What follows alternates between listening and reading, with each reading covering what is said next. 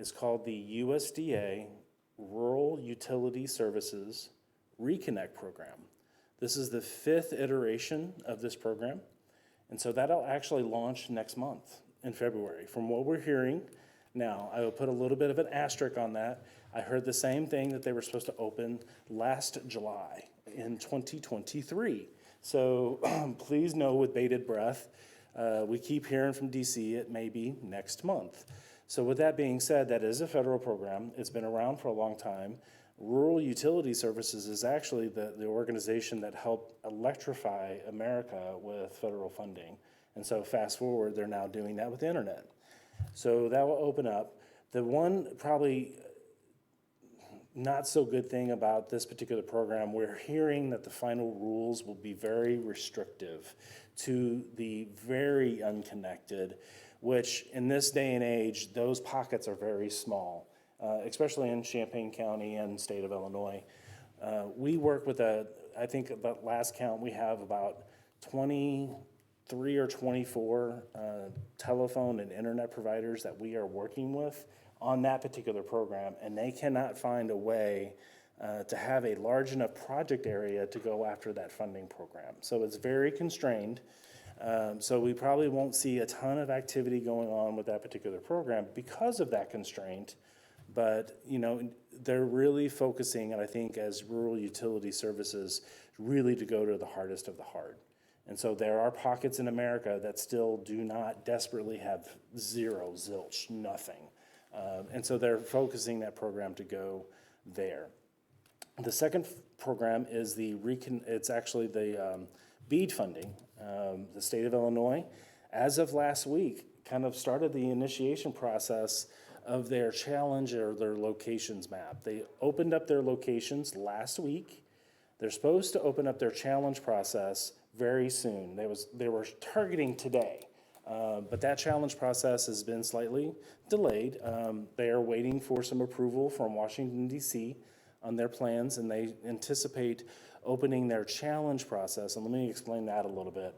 So there's a national broadband map, and we have converted, the Federal Communications Commission has gone to a locations-based program where they can identify by location if that location is served or not. So if you go to the national map, you'll see a bunch of green dots, which is served, and a bunch of red dots, which is unserved.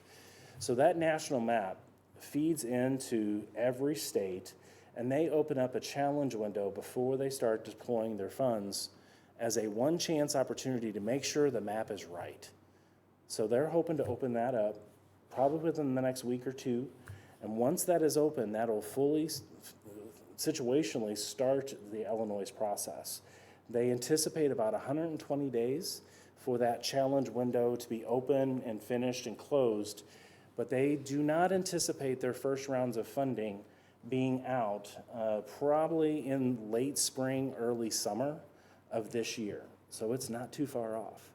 So with that being said, there is a significant timeline that is to be had for BEAD. Once the funding is open, the dam has broken, and here it comes.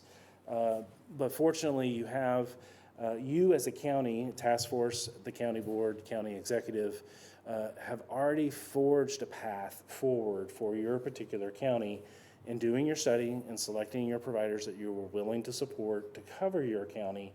So these providers behind me are watching these dynamics, watching the federal funds, watching the BEAD program, because it is an evolution of what you're doing to support them now. They're going to be working aggressively to fill those gaps and fill those holes. So with that being said, I think I'm going to make my shift to the providers. So I think next link you have the honor of coming up forward. Have you come on up and join me here at the table and kind of walk through what I've asked the providers to give you this evening is an overview of where they have come from the time of when they received the county support to the time of when they submitted their applications, an overview of what those applications look like. And Craig, I believe you're also tag teaming it with Katie, who's on the screen, and looks like she's pulling up some slides. She's that good. Look, a PowerPoint. That's great. So we're moving right along with Connect Illinois Round 3, Yep. submissions, providers update, Is that okay? NetLinks update.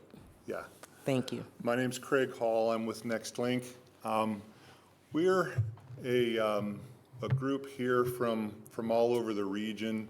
My regional director of operations just had to step out.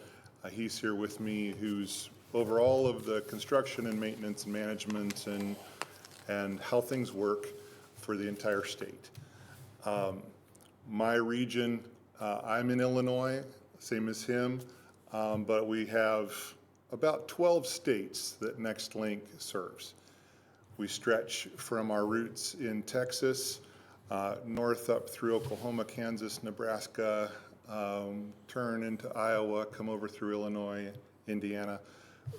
We're doing a lot, and I don't say that to brag, but just that we've done a lot of work with federal funding and state funding. It is something that we have people dedicated to that application process. Seeing those opportunities come and preparing for those. We are a business, so if I had a lemonade stand on the corner, someone could provide me the lemonade product or the ingredients, like, Craig, I'll give you the water for free if you'll sell lemonade over here, because we've got some thirsty people. That helps a business to maybe jumpstart itself a little bit in a region. So the money doesn't actually stretch as far as you think it might. Things are very expensive, especially fiber, to get it in the ground and up to a residence or a business. So when the subsidies are available, it helps a business like ours and anybody to potentially pursue areas that we wouldn't otherwise look at as feasible now, or to pursue them more fully and have more resources then to get that accomplished. Again, it keeps amazing me how expensive it is to get some things like fiber buried. And in different parts of the world, they hang them up on poles too. There's a lot of different ways to go. NextLink has been doing fiber a long time. We also do fixed wireless, which has a lesser expense to begin those kinds of projects, and it's easy to maintain them as well. I believe Champaign is more focused at this time, and has said so in the past, on the fiber sides of that. But I do want to keep in mind that there's other solutions available too. I'll be available after the meeting if you have any questions about that, because I think they've changed a lot in the last 2 or 3 years, to where maybe old information might seem like it's not as good or good enough, and that's not the case. Again, behind me is Jason Talley. He's the Regional Director of Operations for the entire state, and our footprint is a fairly large one. If we had talked in another couple of weeks, we probably would have some more information to share with you. We're actually on the edge of our seat waiting to hear from the state, and I'm not sure when the last time we were over here to speak with you all. I've been with this group for about 5 weeks, so if you question me too hard, you're going to find some gaps in my knowledge for sure. But I'm very pleased to be here and telling you anything that I can be helpful with. But in a couple of weeks or less, we were talking today with Matt Schmidt, who is with the state, and he found some things about the application process that our applications are in, but we haven't heard back yet about approval, about any challenges or questions that may occur. So, and it's hard to prepare if you don't know what the questions are going to be, so we're just kind of waiting. I've served on many boards myself, And I don't always appreciate it when someone comes to a meeting and they say, well, we're waiting to hear. But that is where we're at on some of this information. Katie Akins is our government programs manager, and she's on with Zoom with us right now.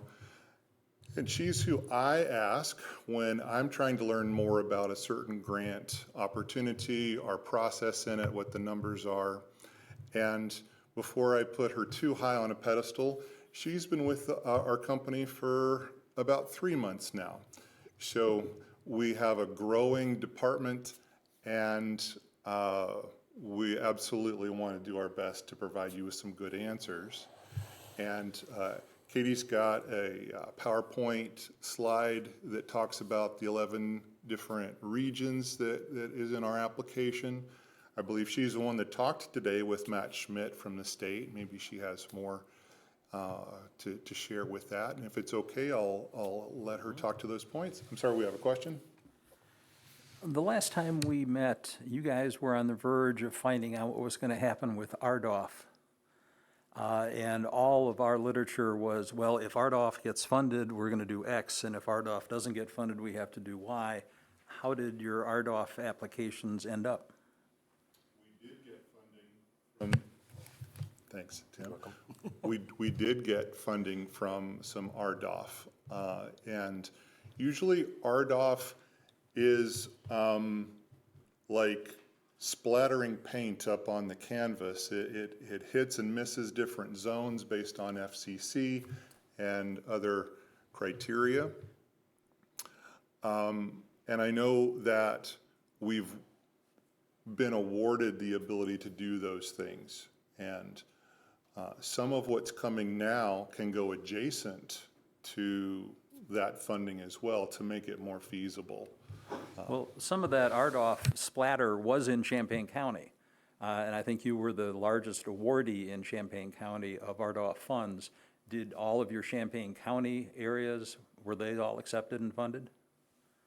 Wouldn't be able to answer whether they were all funded. It was pretty successful, Tim. You guys are authorized. So that's good, because all of our planning was based on you being successful and not having to fund fiber in those areas because that was already going to happen to some degree. All right, thank you. And some of that is how far can we make dollars stretch on some of those things.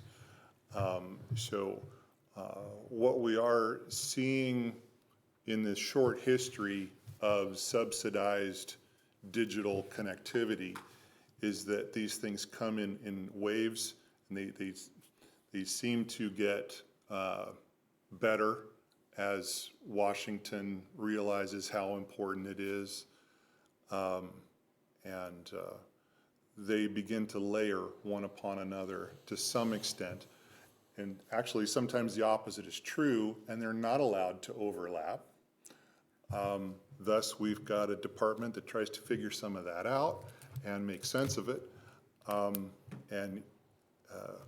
I want to make sure, Mr. Smeltzer, that answered as much of your question as I can at the moment. And maybe some of that becomes more clear when Katie begins to speak a little bit. But have we hit that enough for the moment?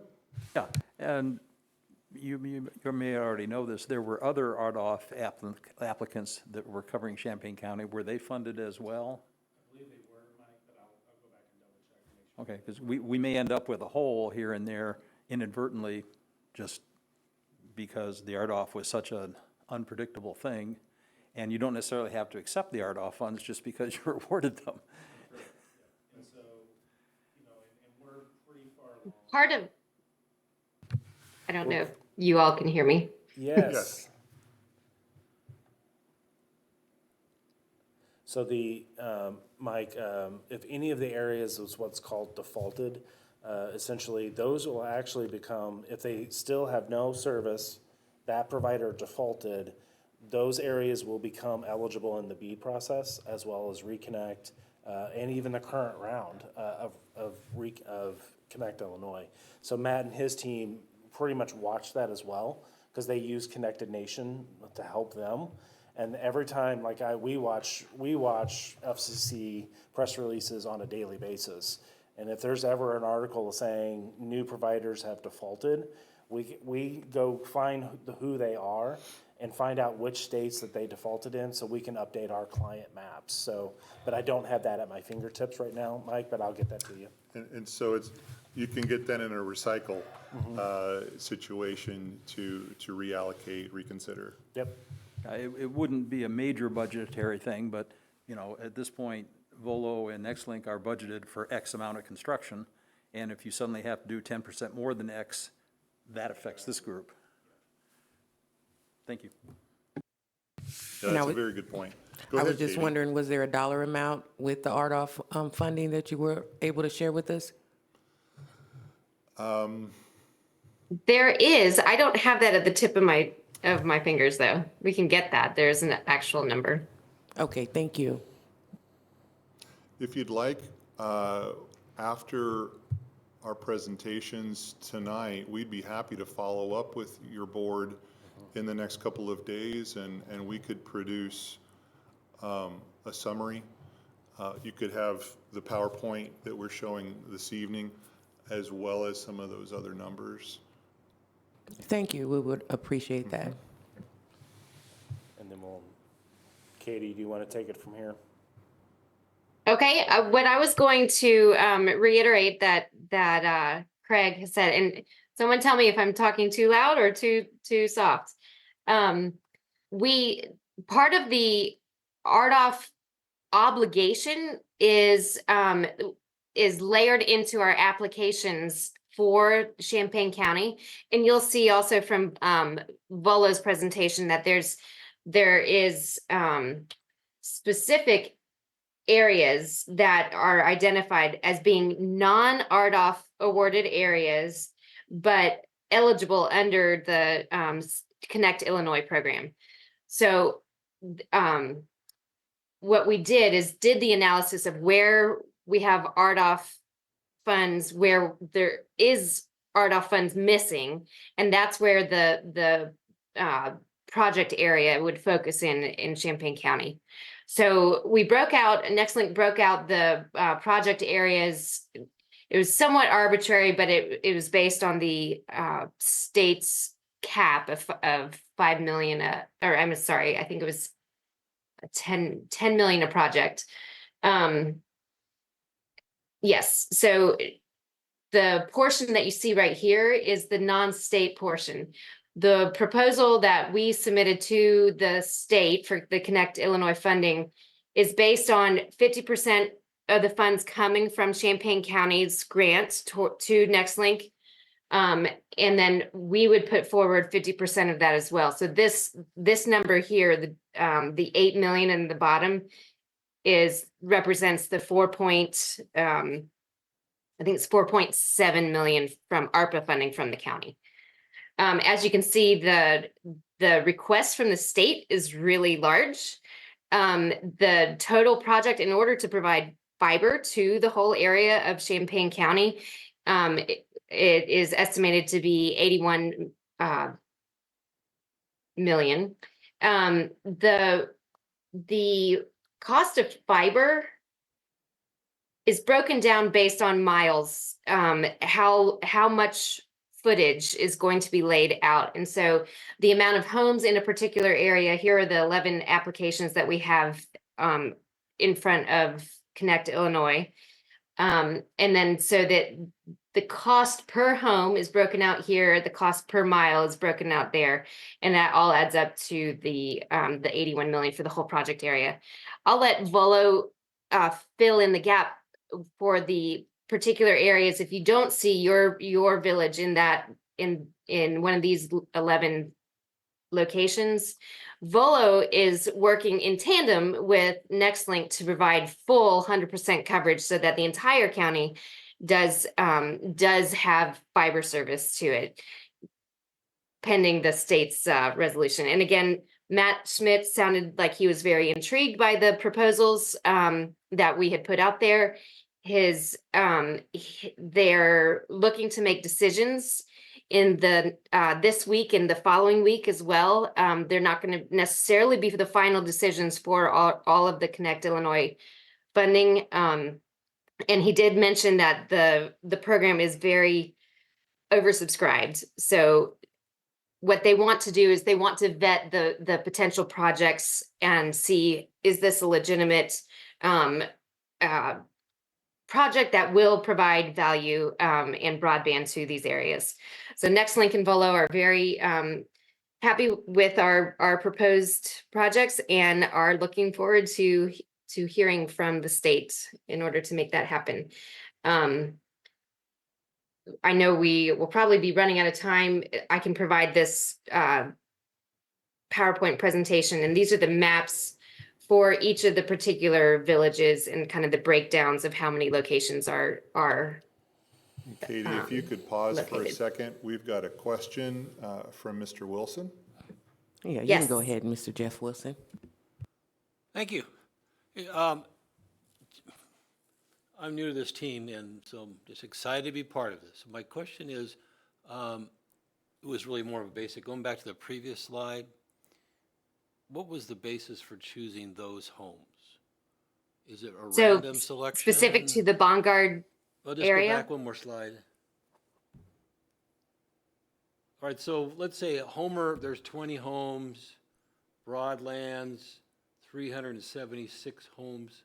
So what was the basis? What's the differentiator between those villages? And Rantoul, 129 homes. What's the Yes. basis for that choice? Katie, if I might take that, because I probably will answer it for both Nextlink and Volo. Yeah. Please. And so the reason why these particular areas are of interest to Nextlink, and you'll hear from Volo in a minute, when we concluded the feasibility study analysis of the entire county, where homes and businesses, farms have no internet or very little internet, we essentially kind of created that map based on the data at that time. And we went out to a process for all of the providers to essentially put in proposals to the county for the funding support that they had received. And so out of that map, what was the interesting of these two providers that came forward is that not only did they put proposals forward for the eligible areas in the county that are left, and that's what you're seeing on the screen here, but then they also said that they would actually collaborate or work together to share kind of notes as they look at putting their applications into the state. So these actually meet the grant eligible definitions that the federal government puts down of what federal funds can be put towards. And so what it means, homes and businesses and farms who do not have access to the internet that can receive 100 megabits down of data, 20 megabits up to go to upload your data to the internet. So anything that's below that line is grant eligible because they do not have good internet by the definition of the federal government. And so we took that layer, publicized it to the providers, they put their proposals in, divvied up the area, and actually this task force made that recommendation to the county board. These are the two providers, they're gonna split the county up in two, and they're gonna go forward for funding, state or federal funding, with the county funds to go get a bigger project area to at least essentially access more funding to do all of those pieces. So, I'll let Peter and Jason add to this if they want to a little bit later, but Katie, anything you wanted to add to that?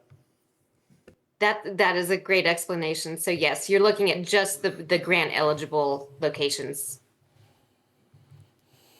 Mr. Wilson, did that answer your question? Yes, it did. I sure did. So I guess, so in the whole village of Homer, only 20 homes are eligible for the grant. That's correct.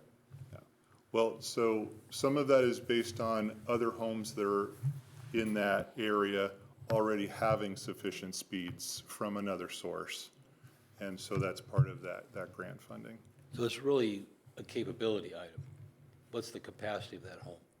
Or capability of that home for? That's area? right, that's correct. Sometimes the definition would be underserved or unserved. And I'm a little bit flabbergasted sometimes because someone could be underserved, and I would be absolutely happy with the speeds that they might have. But the FCC defines it differently, and they're setting the bars, and Just those, whatever the standard, they set a standard, and Yep. underserved means you have service, but you're not quite as much as the standard wants. No. I'm No. assuming. You still underserved, couldn't do Netflix, so. yeah, it depends. There are some people that are considered unserved, Unserved. but it's not a zero. It's just a low enough speed, it doesn't meet that criteria or at the threshold. And that bar has been moving in the last 10 years pretty fast. It used to be a lower number, now you jump higher over that bar. And we had some other questions too over here.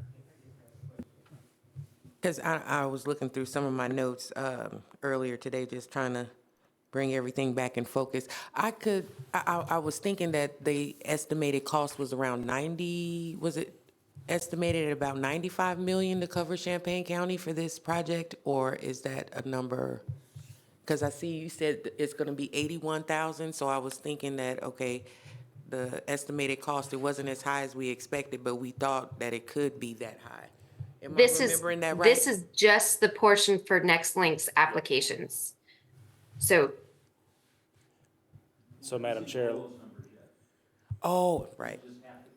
There we go. Okay, well, and okay. Madam And the Chair, numbers at the changed, too. time we ran the high-level design, that was now going on probably a little over a year and a half ago, Right. getting close to 2 years ago. Yeah, those numbers have changed And drastically. we're seeing actually grant estimates that we ran 2 years ago. Mm-hmm. There's been several inflationary factors involved here. Right. That cost of materials, cost of labor, cost of regulations have significantly increased and actually ballooning original estimates. And actually was on a call earlier today where I had to tell my colleagues, you better go talk to the client because he's gonna have a heart attack based on the new estimates we were running on today's market prices Right. versus yesterday's market prices. Thank you. Katie, could you go back to one of the maps, just any one of them? Are those primarily farms? Are those the urban areas of, say, Broadlands? this is they all have to be contiguous. NextLink took some of the more rural spread out areas, and that's the ones that we are going to focus on because we have the operational capacity to do that. Volo is taking the more dense areas. I think now would be a great time for Volo to explain sort of their piece of where it is that they're proposing to serve. But yes, you can kind of see these are spread out. I don't know that I have the So- mileage here, but for the one that you're looking at here, this is a total of 57 miles of fiber, and all of the lines are the So fiber in lines. theory, there are 376 farms, businesses, or quote, urban residences reflected there, but it looks like a majority of them are farms. Is that fair to say? I can get you the specifics. I don't know if they are technically qualified as farms, or I believe they're homes. In a residential setting or Yeah, How about homes that are located on a multi-acre property? yeah. From the looks of this map, while there is some clustering, we do know that you can go down a county mile and only see a couple of houses, not necessarily across the street from each other. And so this map does seem to show what, off the cuff, we might say are homesteads, farms, et cetera. Single user dwellings, not apartment complexes. And they might have some row crops, they might have some livestock, but I think Katie is saying, I don't really have at my fingertips the definition of what type of a residence that is. But yeah, they're multi-acre properties, it looks like to me. And Mike, on these are eligible areas, so these meet the definition criteria for the business model for NextLink and for Volo even. You need both. You need the denser pockets to actually help the justification of the business model for the less dense. You would be correct, probably predominantly most of those rural locations are farm related. When we run a grant estimate or even do a feasibility design, when we're running through the county, if we can articulate via parcel data, typically the counties provide that to us, and we can immediately tell it's an ag-based parcel, so that home is counted as a farm, but we do not double count it in the housing, because the goal of these funding program is to make a connection, not multiple connections, a connection. But they do ask for the breakdown of homes, businesses, and farms, and anchor institutions. So every time that we can delineate a farm, really helps the case for that application. We just make sure that we don't duplicate that in the housing, because then you're double dipping, and that's not what needs to happen, so. But, Mr. Smeltzer, I'm going to go back to, Madam Chair, I did find the data points for the RDOF.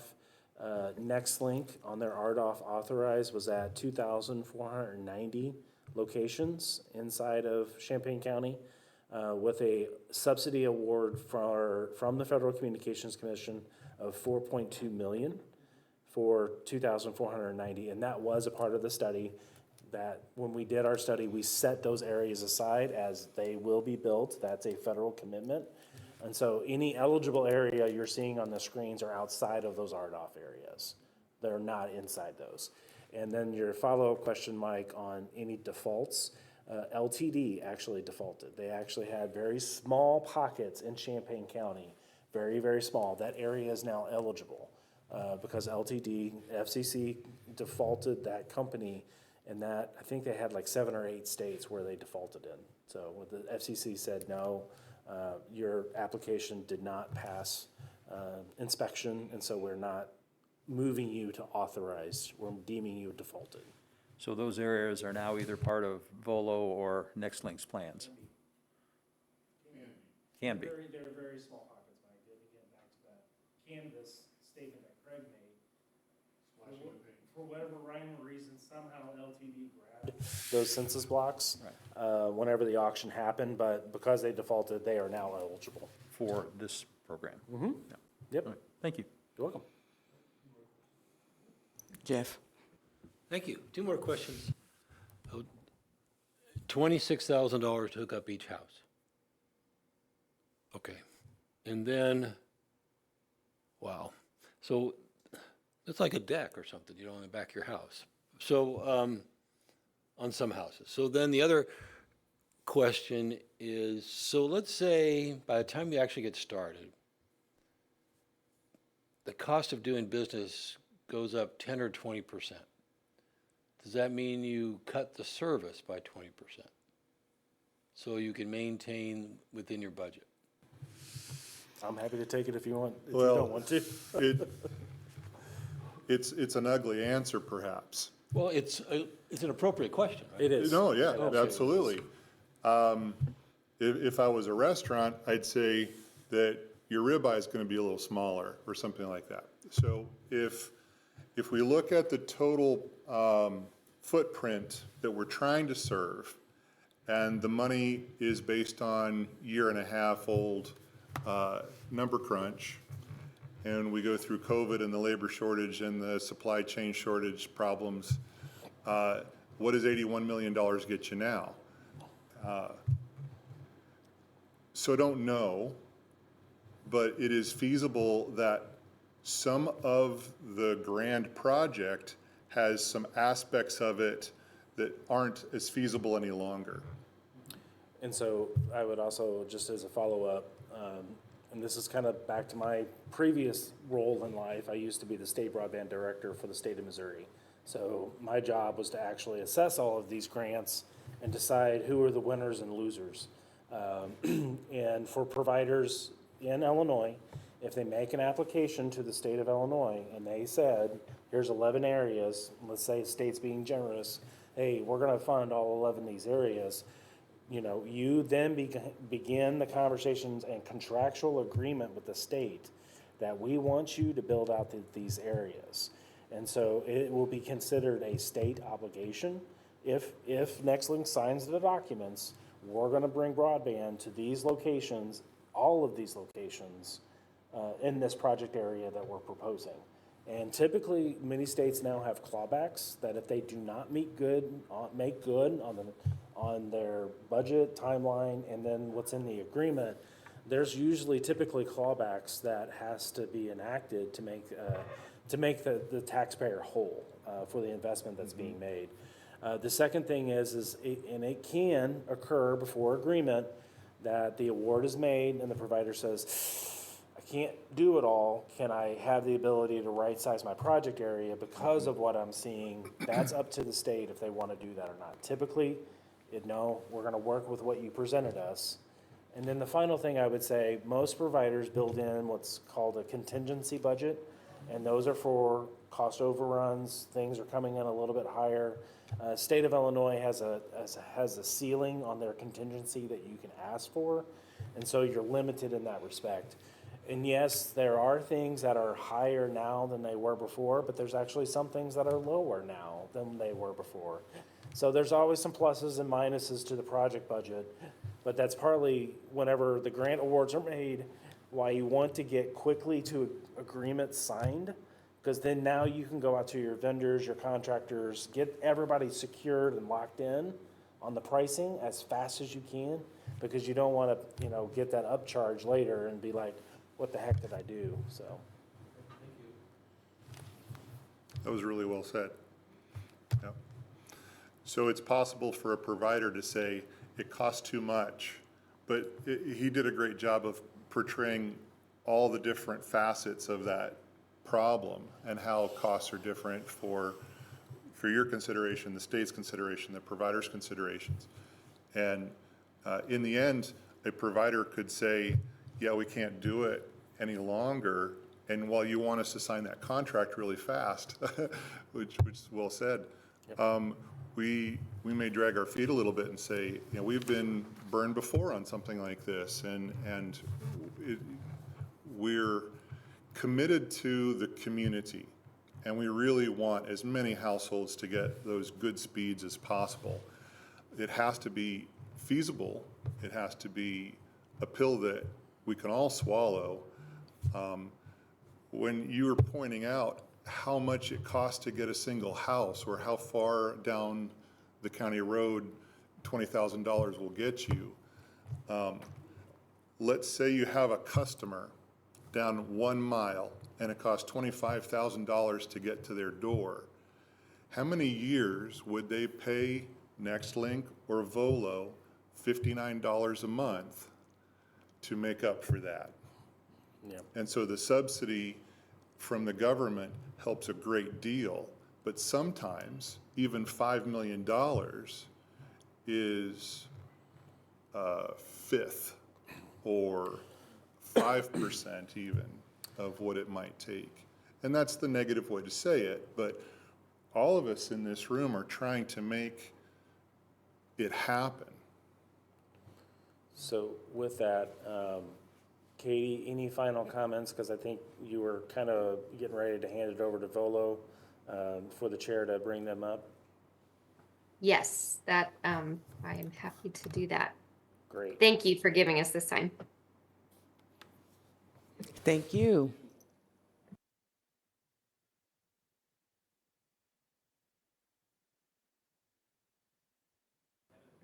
So next up, we have Volo updates, infrastructure, and digital equity. Charge of the power or the Zoom session, but we actually have somebody on who can share our presentation Oh, up there. fantastic, If yeah. we can do that. It's Laura Huth-Rhodes, so if you can, whoever's in charge of that, if you can give her the ability to share. Share her screen. IT, can we give Miss Laura the ability to share her screen? I think it should, as from my perspective, it was just a matter of going to share screen in the bottom of the Zoom. There we go. High security. All right. You want to full screen that, Laura?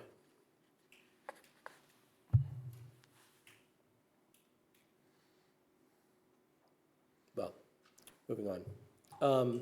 I'm Peter Folk. I founded Volo about 20 years ago, and I've been doing wireless and fiber in Champaign County since then, 23 years ago actually now, shockingly. We're really excited about this project. It's exactly what we've been working towards this whole time. Like the rural customers have been in Champaign County have been our bread and butter for that entire time. We serve, we have thousands of customers on campus and a bunch of other more rural areas, but more urban areas, but our rural footprint has always been an area that we have really been trying to serve, but it's really, really hard. I mean, you've seen these numbers. We're a small company, and these numbers are way, way outside of what we normally deal with.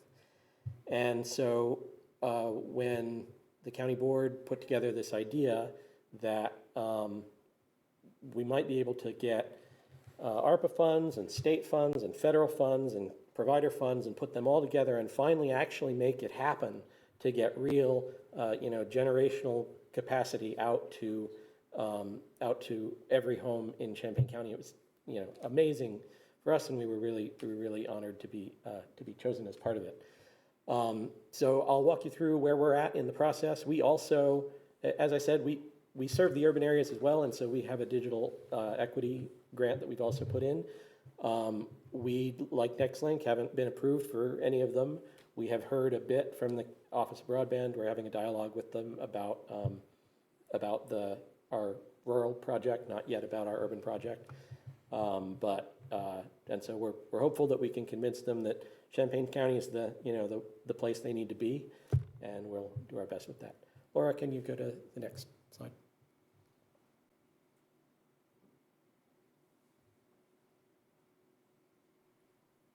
There we go. So overall, the high-level summary of what kind of you guys are in charge of as far as we know. There have been a total of 9.6 million of county ARPA funds that have been allocated. 9.4 of those are for the Volo and NextLink rural project. A little under 200,000 is for this digital equity component. So I'll just briefly, I'll go over that one first. It's the one we submitted first. We submitted it back in June.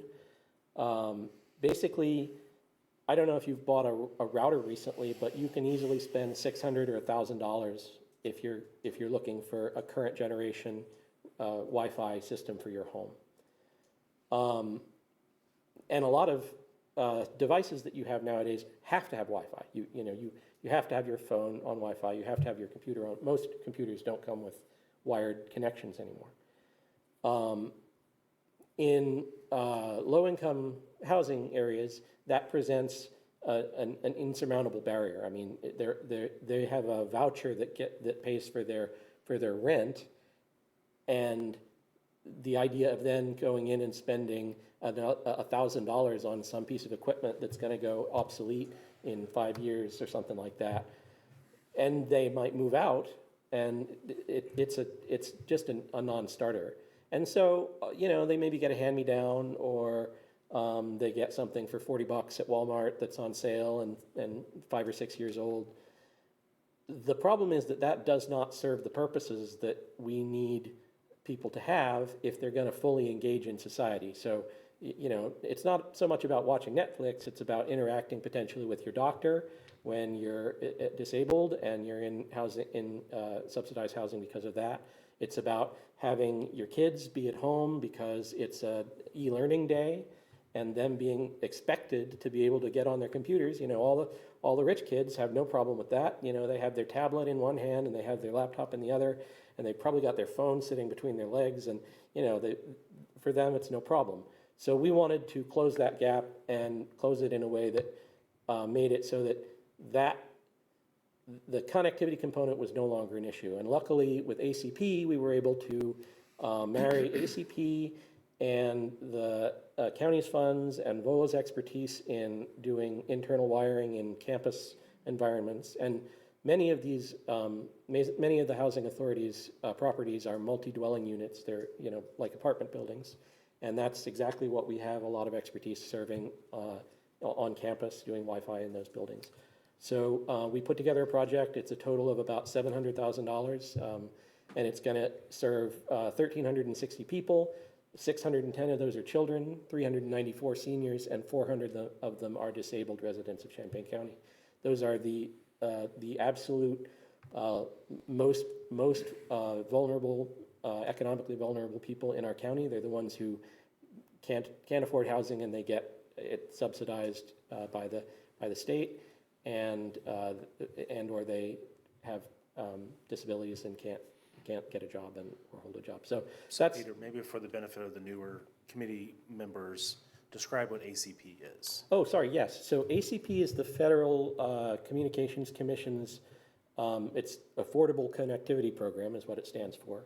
And basically it provides monthly subsidies for the purchase of broadband, because as I think Tim said, the idea with digital equity is that you may have a very nice connection available at your home, but if you can't afford to buy it, or perhaps you could have afforded to buy it and then you got behind on your thing and now they won't even let you sign up until you pay a big fee, then you're stuck.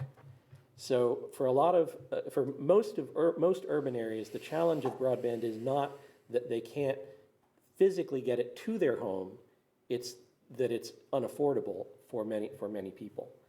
And so what the goal of this project and most digital equity projects is to close that gap. And also usually there's an education component, because you may not know what it takes to connect your 5 devices that you need to connect to your to the Wi-Fi once it is installed. So we include that education in part of that grant. Thank you. So this is what we call the VCHAP. It stands for Volo Champaign County Housing Authority Program? Project. And so that's our first grant, and we're hoping that they'll eventually get around to funding it. We really love it, but takes time for them to get to that. And they also have a whole nother round of digital equity funding that's coming. So maybe they're holding off on doing it for that. So the timeline for that project, if it were to be awarded in March, it would basically be complete by the end of May of 25. Most of that time is just the fact that we basically need to work one-on-one with each of those families, each of the people in the units, to help them get up to speed on how to utilize the infrastructure that we're putting in. This is the map of all the housing authority properties that we would be serving in that project, and as you can see, it hits all of our largest towns, and it's normally the more urban centers there. Then the bigger project, the one that we're working on with you guys, and as Katie said, in tandem with NextLink. I like that term. So we approached it somewhat differently than NextLink. We approached it in 2 phases, and basically that's based on the fact that the Connect Illinois Round 3 was a total of, I think, $350 million dollars of funding, and we knew it was going to be way oversubscribed, so we didn't want to be asking for more than they could afford to grant. And then round 4 is a much bigger pot of money. It's, I think, at $1.1 million? Yep. A billion? Billion. Sorry, $1.1 billion in round 4. So what we did is we broke our project up, and we have the first phase, which is basically building a backbone throughout the kind of the central part of the county, is under their $10 million project cost for this phase. And it sets the stage and creates the backbone that makes the next phase feasible. And so we have it in phase 1 and phase 2. And phase 1 will directly connect 350 homes along that path. It'll put 110 miles of new fiber, and there are about 528 additional locations that it passes, but that's like fields without a home on it, or something like that we could eventually connect if there were to be someone living there, but right now it's not an eligible location because it's not a home or a business. And then in phase two, we take that backbone and we spread it out to cover the mass of the area. Phase one is a total of a $13 million project. Phase two is about a $32 million project. Together, it's about $44 million. So I'll talk briefly about the inflationary numbers. So I remember that Finley's original number to cover the whole county was 66 million. That's taking Nextlink's portion and Volo's portion, add those together, and their estimate was a total cost of 66 million. Nextlink's is 81 million, and ours is 44 million. So we're at double the cost.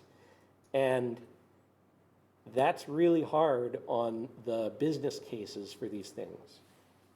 Now add in the fact that inflation, that interest rates are way higher now than they were 2 years ago when we had this initial conversation. When we initially did this, we were expecting to borrow money at maybe 3.5%, maybe 4% using SBA and other low-cost funding sources. Now it's like 9.5%. That's a game-changing. That's a killing stroke for a project like this. Yep. So when we got back our first estimate of the cost, and also then you add to that the fact that when we put our proposal together initially, it was basically our company putting that together, and we have operated in a private environment and not in an engineered system forever. So when we saw all the contingency budgets and all the additional costs for engineering and all that stuff, it ballooned the cost from what we had expected at about 35 up to 48 million. And so we went back to the drawing board and we looked at what we could do to make it less expensive without shrinking the ribeye, as the analogy went. We knew that it would not be acceptable to us or the county or the state if we proposed to either not serve locations or serve them with some inferior product. And so we just went back to the drawing board and kind of sharpened our pencils. We got it down from 48 million to 44 million, but we couldn't really justify any further cuts or we would reduce service, but we were still basically able to make that business case work. It was hard, and it's not going to be any sort of cash cow, but it is a workable project that we're excited to be part of, and it totally aligns with our mission to work in this county. So our phase one timeline, if it gets awarded in March of 24, which is what we're hoping for, or we're hoping at the end of this month roughly, basically we will have trucks doing construction in late October is our estimate, and we'll be complete with the project at the end of 2025.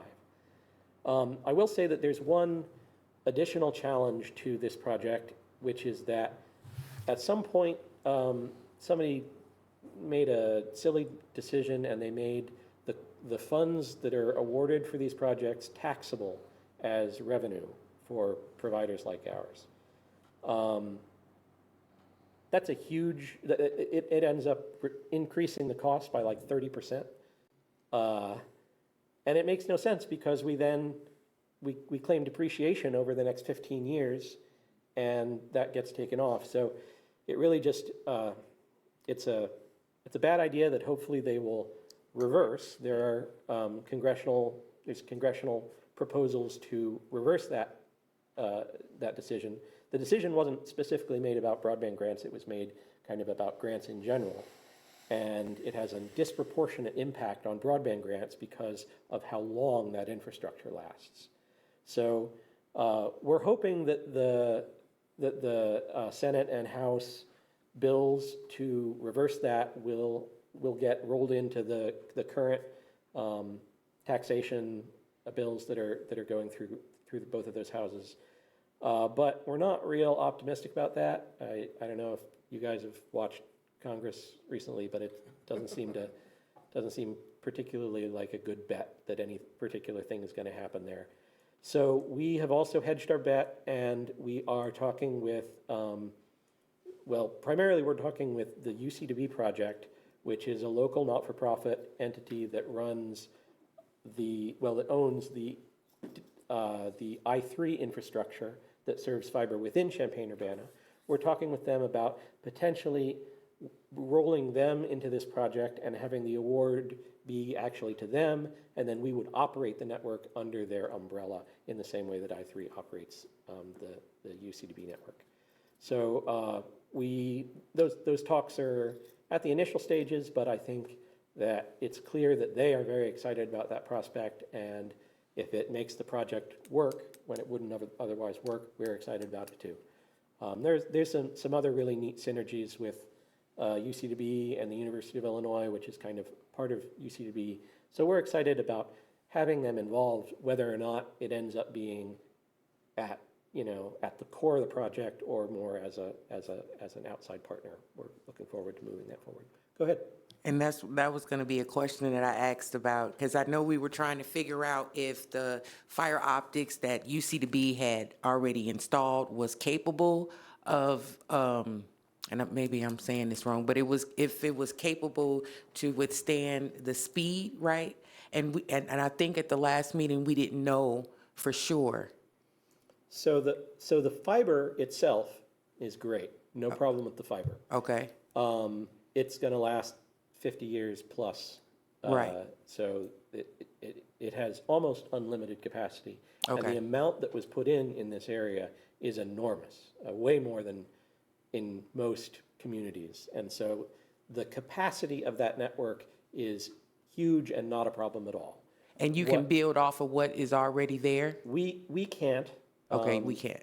But that doesn't really change the economics of this project that much, because all of that's right in Champaign-Urbana, and all of the stuff we're serving is outside Champaign-Urbana, so it doesn't really impact that much. The electronics of that network will need to be upgraded at some point, but that's kind of the normal process. Roughly every 7 years you would expect to do an upgrade, and I think theirs have lasted 10, so that's pretty good. So this is the map of the phase 1 project, that backbone that I mentioned. There's some dots, some kind of red dots on it. That's where we'd be sending the signal from, and the rest of them would be connected together. Our network will connect up to our two kind of hub locations. One's up in Rantoul, one's down in Champaign. And so by that methodology, everything is double connected to the internet, and so any fiber cut doesn't put, well, it might put some people offline that are directly adjacent to the cut fiber, but most of the infrastructure is resilient to that kind of thing. That's the backbone. We have existing infrastructure that will be rolling into that project to reduce the cost. That's one of the things we were able to do to cut that cost down. And then phase 2 is targeting round 4 of the Connect Illinois project, or Connect Illinois funding opportunity. And we are expecting those applications to be available to put in the late part of 2024. But even after those applications have been put in, the state of Illinois has to kind of put all the applications together and build some sort of a Lego or Frankenstein model of how they're going to cover the whole state. And then they have to send that to the federal government and say, all right, you're going to give us $1.1 billion, and here's what we're going to do with it. And as a result, everywhere in the state will be covered, and you don't have to keep talking about broadband as a problem up in Washington. That they're expecting to take all the way through to Q3 of 2025, that process. So we're not expecting to actually see money until late 2025 in the round 4 BEAD-based funding. So that actually matches well with our phase 1 and phase 2, because by that time, most of that backbone will be built and we'll be ready to be building off of it. If you want to go to the next one, this is the map of those coverage areas in ours. And I'll take a minute to kind of talk about the questions about the maps that with the other project, just in relation to this. So I'm going to actually walk up. Oh, no, I can't, because I have a microphone. It's on that screen too. Okay, well, I have it here technically. Oh, okay. No, I don't. Anyway, I know it well enough. So as you can see, most of those areas are farmland areas, but along every road, you'll have a few homes, a few farms, and a bunch of parcels that don't have anything on it. Then you see there's some red crosshatch area. That red crosshatching is the RDOF area. So I'll draw your attention to kind of in the middle and the northern part is a purple Swiss cheese looking area. That's what they're talking about RDOF being just splattered across the map. You have a chunk of not covered right next to a chunk of covered stuff. And so we've had to kind of glue these areas together in a way that makes logical sense from a digital perspective, but also from a financial perspective, and meets the requirements of the federal government in having this all work.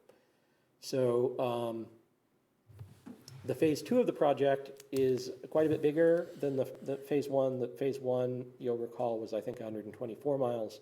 Phase 2 is about 552 miles, and it covers a lot more homes as well.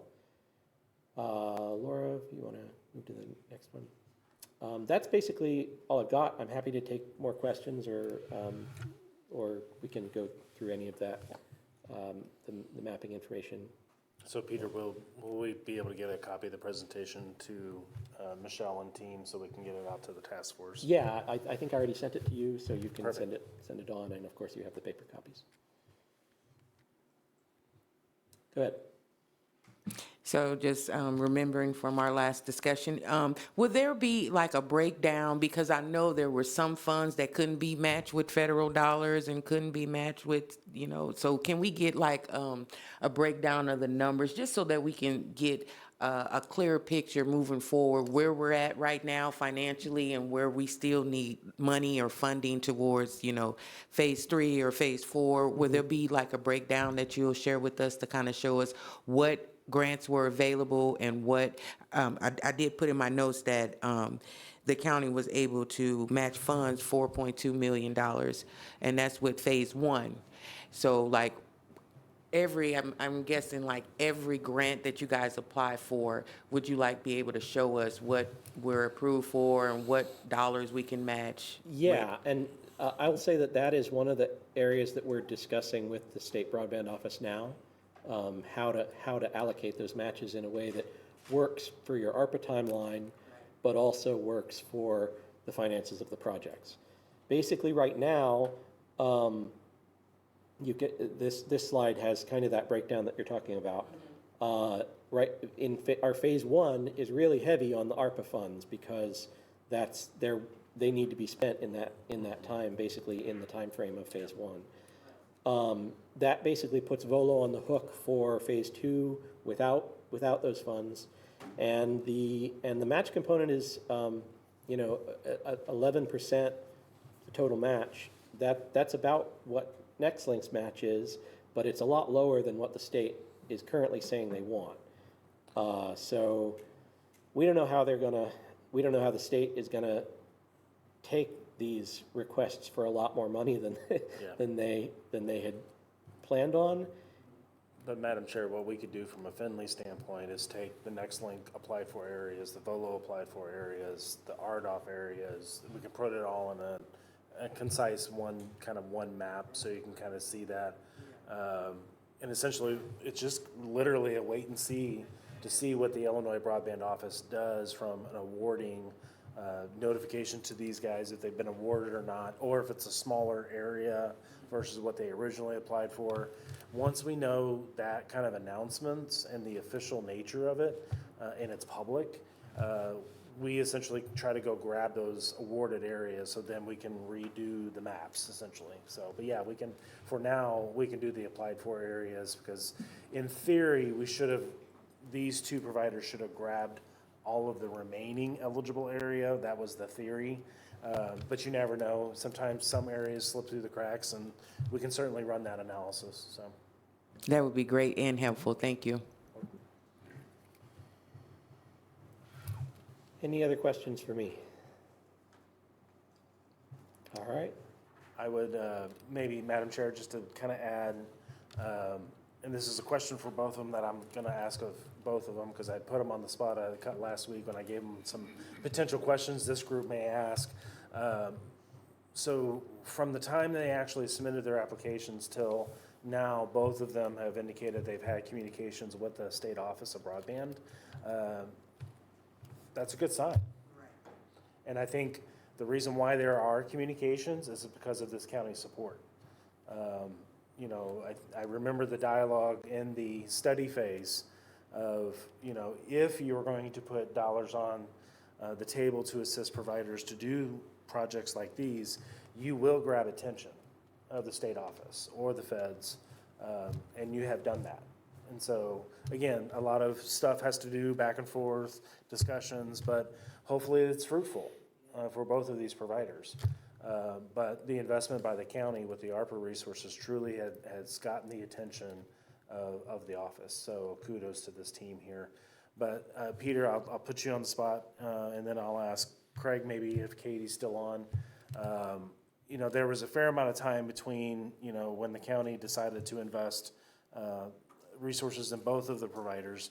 There was some distance between that announcement and the actual application. Can you maybe just share a few things of what transacted during that time and maybe why it took a little bit longer than anybody anticipated? Sure. Well, the primary thing was that the state didn't seem to be doing anything. And so the NOFA was closed for a while. I think we got our stuff finally moving with the county in late 2020, in middle of 2022. Is that right? And then they reopened the applications in maybe March of 23. And I don't, you know, it's been a while and I don't remember why it took so long, but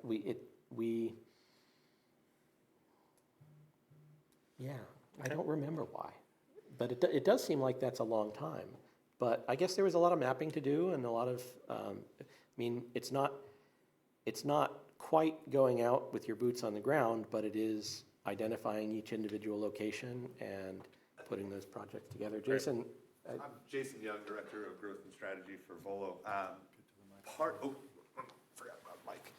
So part of that process was also Nextlink and Volo developing an MOU, a Memorandum of Understanding, splitting and deciding what is an equitable solution, what makes business sense for both businesses to enter into this agreement.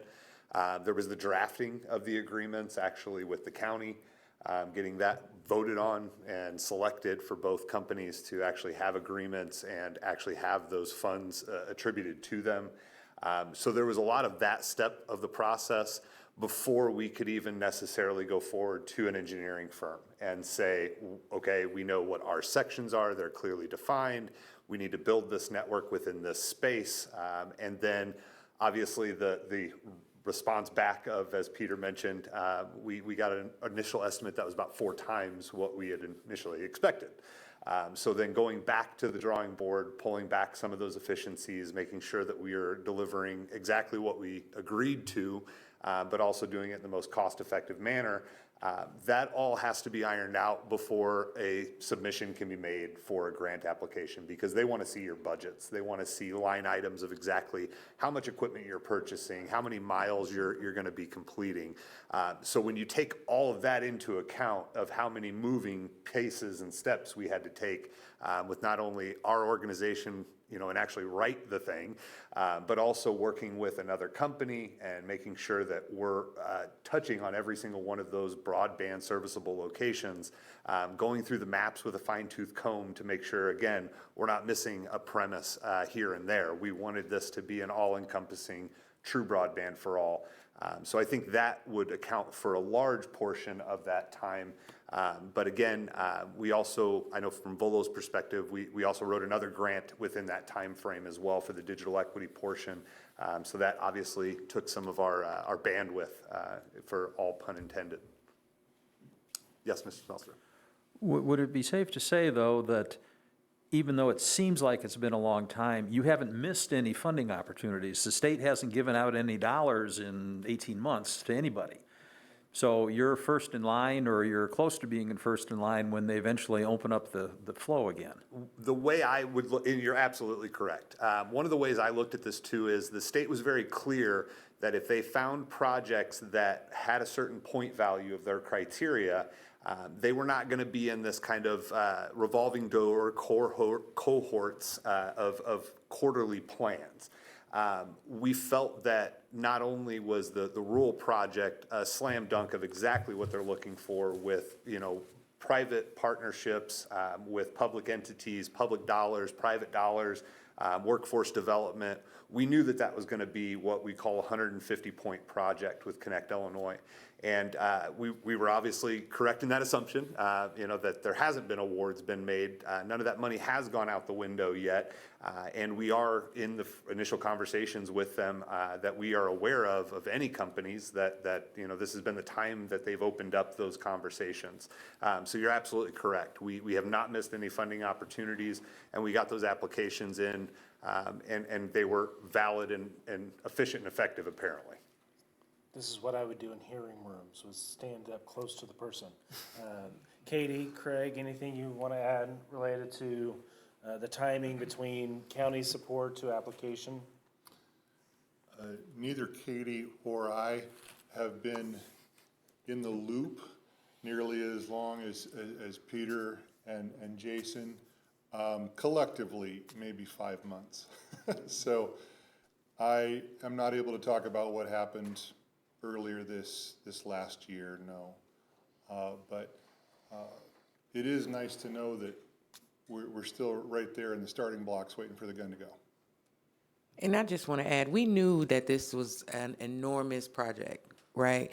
And we like the fact that we've had constant communication with you all throughout. So, I mean, just for the record, we're not, like, oh, what's taking them so long? That's definitely, because we know what you're up against and what you're doing has never been done in Champaign County. So we appreciate you guys. We really Thank you do. for the sentiment. Absolutely, Chair. Mr. Wilson? Thank you. Who actually does the labor? Is that outsourced, or is that through your own companies? So it depends on the company to some extent. I think NextLink is doing most of their own construction, is that right? I think there's some of both. Okay, so there's some contracted out and some, for our project, we're gonna contract out most of it in phase 1 and most of the lateral, which is the mini backbone construction in phase 2. We'll probably do in-house most of the installations and that kind of thing. And that's just based on their people who do it a lot better than us, so that we can contract it out. Horizontal boring, you're just trying to make a hole that looks like a tunnel that big around, and you don't even see the stuff hammering underneath the ground. That equipment, we don't own that equipment. We can hire that out easier than it takes us to do some of that. But we try to do as much as we can because that helps the overhead. But I have seen, as a previous business owner, doing this myself as well. Jason and I both come from that, like Peter.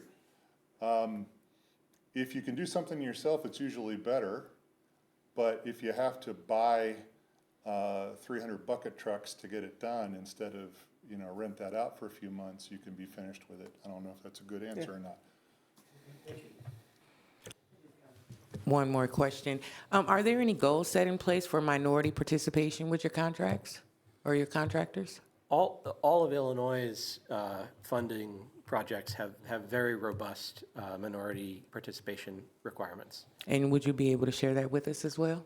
I don't know them off the top of my head, but do you know them?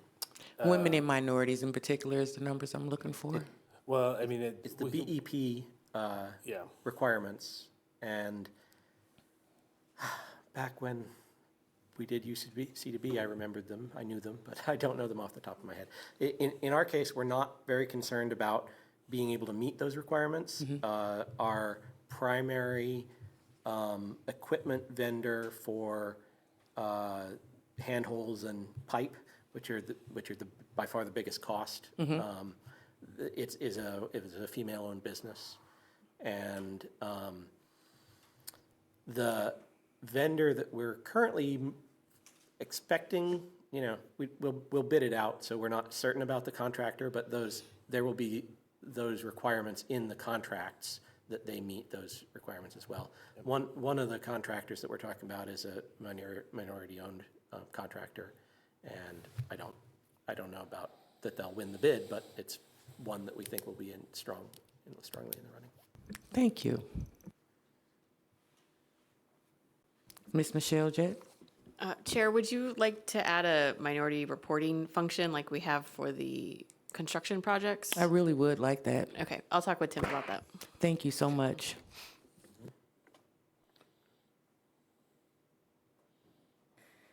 Okay, so we have any other updates? Just for me, from a Finley, Finley standpoint, right. Is just a couple updates for this group. Just action items of what will be done from our standpoint. For anything that the providers receive questions from the Illinois Broadband Office related to the county partnership, I'll be fielding those and getting those to leadership, that if they need additional information or some questions answered, that we'll be supporting that in that effort. Just because I know this is a pretty robust support, and that typically yields a few questions from them, so we'll help support out in that way. We'll also be looking at the refreshed data for the challenge process for BEAD, looking at Champaign County to see if we notice anything that needs to be brought to the attention of leadership. So we'll be undertaking that, and again, the challenge process will open up relatively soon in the month of February, so we'll be poking around in there and on that for the county itself. And then also my final action item is get that map of the applied for areas versus all the other areas that are being taken care of by other funding programs. So that's it for me. Great, thank you. Any other comments or questions from the board? Ms. Burnett? Oh, you wasn't raising, oh, okay, I thought you was raising your hand, okay. Thank you all so much for being here. Yes, sir. I had one more thing to address about the timeline, because I think it's one of the things that made these projects fly with the state. So one of the things that we spent a lot of that time doing was having a series of meetings around the county where we did kind of a dog and pony show about the projects in the communities and in the areas that we're targeting. And as a result of that, and a lot of other, we emailed 2,000 people that we know who are living in these regions and that we know have wanted broadband that we haven't been able to provide for them in the past. And as a result, I think we had over 200 letters of support. We had great institutional support and letters of support. And that, building that kind of coalition and community support really, I have to believe, was important in the state's view of the project. Reading I don't know did we give you a copy of the actual submission? I don't know. We'll get it to you if you want it. It's big, but the letters are compelling.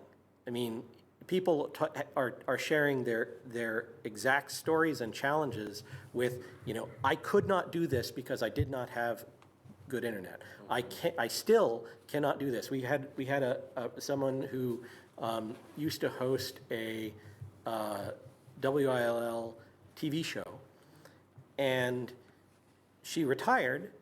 And she has an amazing, it's the Mid-American Gardener, or Midwestern Gardener. It's a fairly well-known local show. And she has an amazing garden at her home, but she could never feature it because there's no way to get that feed from her home to the studio. So there were a lot of really great stories that we were able to include because we took the time to have those conversations. And I think we'll also find that The biggest challenge in the construction is actually going to be acquisition of easements for this project. And by building that coalition and support at the beginning, we will have a lot more ability to have those conversations and explain why this is something that yes, you're letting us plow or bore on your land, but it's going to be a win for you and for the county. And so hopefully you'll be willing to let us do that. That's awesome. I do remember some of the farmers that were on the task force, how they were, telling us the challenges they have just with carrying out work on their farms because of no access to internet. So it definitely affected a lot of us. I know me being a parent during 2020, I'm also a small business owner. And so at the time, I thought it was more feasible for me to have internet services at my business versus at home. Then my kids were home and they had to get online, e-learning. And so, just being a small business, every dollar counts. And with the prices of internet being as high as it was, that was a decision that I had to make. Was it more accessible for me at my business, and I used it more at my business versus having it at home. And having two bills, that's a lot, but right now that's where I'm at. I have to carry internet service at home that's over $100 and some a month, and also at my business that's $100 and some a month. So I think all of this is just a win-win for everyone involved, right? Having that accessibility to help with our businesses and also with our little ones at school when they're home doing the e-learning. So I think we just all of our eyes were just open with the pandemic and just needing that resource that some of us didn't have. Any other comments, questions? All right, so other business, moving right along on our agenda, date of our next meeting. I think originally we had talked about every other month or even quarterly, honestly, I think at this point, until we at least got some response around the BEAD grants. Right, Yeah. and they're waiting to hear back from their grant submissions too. So it's end of January now. Yeah, I would say April or May. And I think maybe, I don't know if you want to pick a date or if you want to wait till it gets a little closer and we send out an email, but if we just all know that we're aiming for April, May. Or wait to hear from you all and making sure that you got all of your data collected, and then we'll move forward with the date once we hear from you. Sounds good? Yes, we can make that happen. Once it's all collected, then we can just choose a date from there. But maybe have a little asterisk that if we get good news from the folks behind us, that maybe that meeting date gets accelerated because of the good news. So, Sounds good. So we'll say April or May. yeah.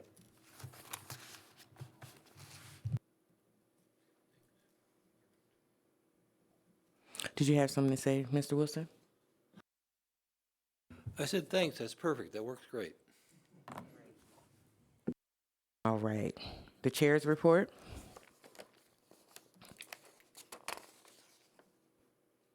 I don't think Bailey was able to send one because she was not feeling well. That's right. That's right. And I was going to ask you, those meetings were with the Farm Bureau that you were talking about that you had? Because I did remember somebody sharing some of that information, that good information with me, with Miss Bailey. Right. Okay. I do remember that. Okay. So I'll call this meeting adjourned at 8:05 p.m. Thank you all for being here. Thank you so much.